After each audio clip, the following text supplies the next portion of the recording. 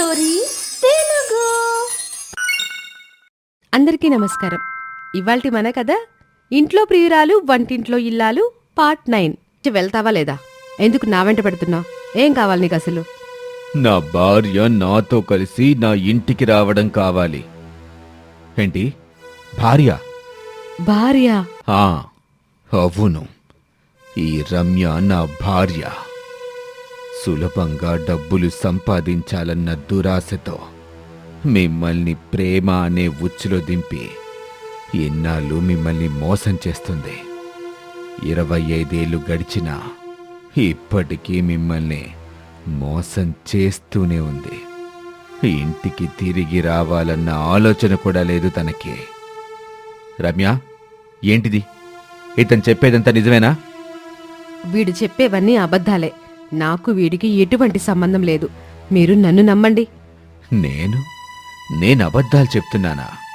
నువ్వే అన్ని అబద్ధాలు చెప్తున్నావు. అస్సలు నిజమేంటో నేను చెప్తాను, వినండి. మాకు పెళ్ళయ్యి 2 పిల్లలు కూడా ఉన్నారు. ముందు నుంచే ఈ మహారాణికి పేదరికంలో గడపటం ఇష్టం ఉండేది కాదు. నాలాంటి ఒక ఫ్యాక్టరీలో పనిచేసే కూలివాడితో ఇది ఉండలేక పెళ్ళైన 6 ఏళ్లకు పిల్లల్ని ఇంట్లో వదిలేసి ఎక్కడికో పారిపోయింది.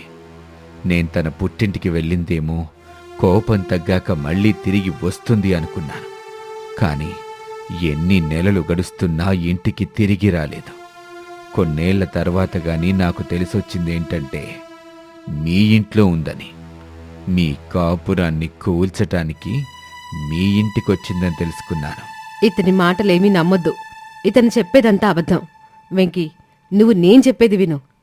రమ్య, నువ్వు అనాథవని, నిన్ను పట్టించుకునే వాళ్ళెవరూ లేరని, నీకు పెళ్లి కాలేదని, నన్ను తప్ప వేరే వ్యక్తిని నీ జీవితంలో ఊహించుకోలేనని నాతో నువ్వు చెప్పావు కదా.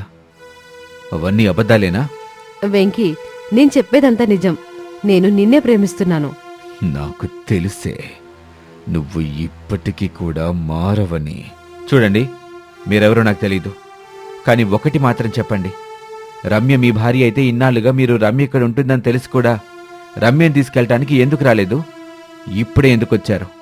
ఇది ఎక్కడుందో తెలుసుకోవటానికి నాకు 5 ఏళ్లు పట్టింది. నేను చాలా భయపడ్డాను. నా భార్యని ఎవరైనా ఏదైనా చేస్తే ఎలా అని. కానీ ఇది మీ ఇంట్లో వచ్చి చేరిందని తెలిసాక నాకిదాడిన ఆటంతా అర్థమైంది. అప్పుడే నేను ఇంటికి రమ్మని పిలిచాను. కానీ నాకు నెల 50-60 వేలిచ్చి నా నోరు మూయిస్తూ ఉండేది. నా పిల్లల చదువు కోసం నేను కూడా చేసేది లేక రమ్య చేస్తున్న దానికి ఒప్పుకున్నాను. రమ్య, నువ్వు ఇన్నాళ్ళుగా నన్ను ఇంత మోసం చేశావా? నాకు ఎలాంటి చెడు ఉద్దేశాలు లేవు. నేను నిన్ను ప్రేమించాను. ఎలాగైనా నీతోనే ఉండాలని కోరుకున్నాను.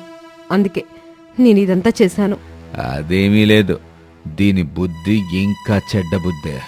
మొన్న డబ్బులు ఇవ్వటానికి ఇంటికొచ్చినప్పుడు నా కొడుకుతో ఏముందో తెలుసా?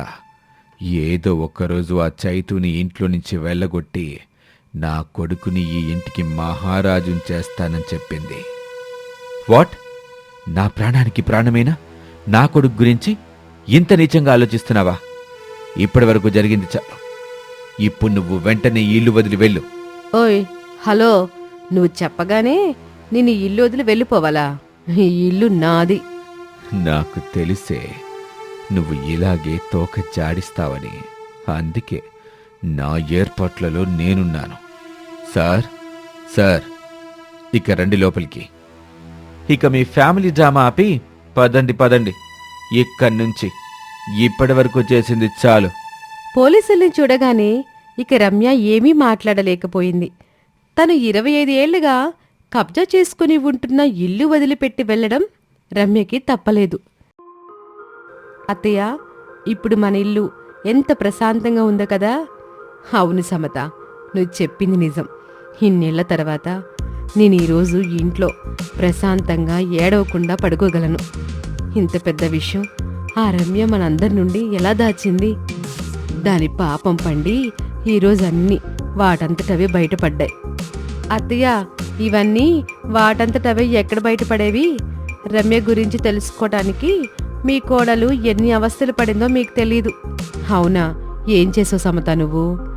ఆ రోజు రమ్య బాబాజీ ఆశ్రమానికి బయలుదేరగానే తనని ఫాలో చేయమని నేను ఒక డిటెక్టివ్కి చెప్పాను. ఆ తర్వాత మాకు తెలిసింది ఏమిటంటే మేడం గారు ఏ బాబాజీ ఆశ్రమానికి వెళ్ళట్లేదు. రామాపురం అనే పల్లెటూరులో ఒక ఇంటికి వెళ్ళి వాళ్ళకి చాలా డబ్బులు ఇచ్చొస్తుందని తెలిసింది. ఆ తర్వాత ఏం జరిగింది? ఇంకేం జరుగుతుంది? నేను చైతు సహాయంతో 2 పోలీసులను తీసుకొని ఆ ఇంటికి వెళ్ళాను. ఎవరండి మీరు పోలీసులు తీసుకొని వచ్చారు? రమ్యతో నీ రిలేషన్ ఏంటి? నిజం చెప్పు, లేకపోతే ఇప్పుడే పోలీస్ స్టేషన్కి తీసుకెళ్తా. ఆ రమ్య మా అమ్మ. అవును, రమ్య నా భార్య. తను ఎక్కడో బయట దేశంలో పనిచేస్తుంది. మీరెందుకు రమ్య గురించి అడుగుతున్నారు? బయట ఏ దేశంలోనూ పనిచేయటం లేదు. తను వేరే వాళ్ళ కాపురం పాడు చేసి వాళ్ళ ఇంట్లో 25 ఏళ్లుగా తిష్ట వేసింది. ఇన్ని డబ్బులు ఎక్కడి నుంచి సంపాదిస్తుందామే? అమ్మ మా చదువు కోసం డబ్బులిస్తుంది. మాకు తను ధనవంతుల ఇంట్లో పనిచేస్తుందని మాత్రమే తెలుసు. మీరు మా అమ్మ గురించి ఇదంతా ఎలా చెప్తున్నారు? చూడండి, ఇప్పుడు సమయం వచ్చేసింది. తనను తిరిగి మీ ఇంటికి తీసుకొచ్చేయండి. ఎందుకంటే తన వల్ల ఇంట్లో అందరూ చాలా ఇబ్బందులు పడుతున్నారు. వేరే ఆడదాని భర్తని తన వల్లో వేసుకొని మహారాణిలాగా పెత్తనాలు చేస్తూ ఉంది ఆ ఇంట్లో. ఏంటి? అవును, నేను మీకు ఇంటి అడ్రస్ ఇస్తాను. 2 రోజుల తర్వాత అక్కడికి వచ్చేయండి. కానీ నేనెందుకు రావాలి? నాకు రమ్య చాలా డబ్బిస్తుంది. కష్టపడకుండానే అంత డబ్బు వస్తుంటే నేనెందుకు వదులుకుంటాను? ఏయ్, నీ భార్య ఏమీ కష్టపడి సంపాదించి నీకు డబ్బు ఇవ్వటం లేదు. వేరే వాళ్ళ ఇంట్లో దొంగతనం చేసి తీసుకొచ్చిస్తుంది. అది ఎలాగూ జైలుకి వెళ్తుంది. ఇక దాన్ని సపోర్ట్ చేస్తున్నందుకు మీరు కూడా జైలుకి వెళ్తారు. దొంగతనం మాత్రమే కాదు, ఫ్రాడ్, చీటింగ్ ఇలాంటి అన్ని కేసుల్లో మిమ్మల్ని బుక్ చేసి జైల్లోకి పంపిస్తాం. కనీసం 14 ఏళ్ళైనా జైల్లో గడుపుతారు. అరే లేదు లేదు, మీరేం చెప్తే అదే చేస్తాను. చెప్పండి, ఏం చేయాలి? నేను చెప్పినట్లుగా చేసి ఆ రమ్యని అక్కడి నుంచి లాక్కొని మీ ఇంటికి తీసుకొని రావాలి. కానీ రమ్య రావటానికి ఒప్పుకోకపోతే? మీరు దాని గురించి ఏం భయపడకండి, మీతో పాటు పోలీసులు కూడా ఉంటారు. అదత్తయ్య, ఇక ఆ రమ్య భర్త నేను చెప్పినట్టుగానే అంతా చేశాడు. వా కోళ్ళ, నీ తెలివికి నా జోహార్లు. అత్తయ్య, రమ్య వెళ్ళిపోయిందని ఈ ఇంట్లో అందరం ఆనందంగా ఉన్నాం. కానీ మావయ్య బాధపడుతూ ఉంటారు కదా, తనని ఇన్నాళ్ళు మోసం చేసిందని. మీ మావయ్య ఆ రమ్య కోసం బాధపడుతూ ఉంటారా? అస్సల్లేదు. సమత, నీకు నిజమేంటో ఇంకా తెలియదు కదా. మీ మావయ్య చాలా మంచోడు. 25 ఏళ్ల క్రితం మీ మావయ్య ఆ రమ్యని ఇంటికి తీసుకొచ్చిన రోజు. ఇదేంటండి మీరిలా చేస్తున్నారు? ఎవరామె? ఆమెని మన ఇంటికి ఎందుకు తీసుకొచ్చారు? ఎవరో రోడ్డును పోయేదానికి మీరు నా స్థానం ఎలా ఇచ్చారు? సౌందర్య, నేను మా ఫ్రెండ్స్తో కలిసి ఒకసారి పార్టీకి వెళ్ళినప్పుడు ఈమె ఆ పార్టీలో నన్ను కలిసింది. అప్పుడు నాకు కూల్ డ్రింక్లో ఏదో మత్తుమందు కల్పించింది. ఆ తర్వాత నేను తనని చెడగొట్టానని నా మీద నిందలేస్తుంది. వీడియో కూడా తీశానని నన్ను బెదిరిస్తూ ఉంది. తను చెప్పినట్టుగా వినకపోతే నన్ను పోలీసులకు పట్టిస్తానని టార్చర్ చేస్తుంది. జీవితంతా నన్ను జైల్లో పెట్టిస్తాను అంటుంది. ఇంక తప్పక ఇంటికి తీసుకొచ్చాను. లేదు లేదు, అలా జరగడానికి వీల్లేదు. నాకెంత కష్టం వచ్చినా భరిస్తాను, కానీ మిమ్మల్ని జైల్లో మెట్లు ఎక్కనివ్వను. ఏంటి అంటే మావయ్య మిమ్మల్ని ఇష్టపడుతున్నారా? ఆ రమ్యని కాదా? ఇన్నాళ్లుగా రమ్య మావయ్యని బ్లాక్మెయిల్ చేస్తూ ఈ ఇంట్లో ఉందా? అవును సమత, మీ మావయ్య తనని ఈ ఇంట్లోంచి వెళ్ళగొట్టడానికి చాలానే ప్రయత్నాలు చేశారు. కానీ ఏమీ ప్రయోజనం లేకుండా పోయింది. దానివల్ల మేము భార్యాభర్తలం అయ్యిండు కూడా చాటుగా మాట్లాడుకునేవాళ్ళం. ఎప్పుడూ ఆనందంగా ఉండలేకపోయాం. తను బ్లాక్మెయిల్ చేయడంతో బలవంతంగా చైతుని కూడా తనకిచ్చేయాల్సి వచ్చింది. మీరు ఈ విషయాలన్నీ నాకు ముందే ఎందుకు చెప్పలేదు అత్తయ్య? చెప్పాలనుకున్నాను, కానీ మీ మావయ్య వద్దన్నారమ్మా. అయితే ఇప్పుడు మావయ్య చాలా హ్యాపీగా ఉంటారే? చాలా అంటే చాలా హ్యాపీగా ఉన్నాను సమత. నా ఆనంద మాటలో చెప్పలేకపోతున్నాను. ఆ రమ్యని నువ్వు ఇంట్లోంచి వెళ్ళగొట్టి మళ్ళీ మమ్మల్ని ఇద్దరిని ఒక్కటి చేశావు. నువ్వు మా ఇంటికి కోడలుగా రావటం నిజంగా మా అదృష్టం. ఇప్పుడు వెంకీ ఇంట్లో అంతా బాగైపోయింది. అందరికన్నా ఎక్కువ ఆనందంగా చైతు ఉన్నాడు. ఎందుకంటే తన అమ్మను ఇప్పుడు చిన్నమ్మ అని కాదు, అమ్మా అని పిలవగలడు.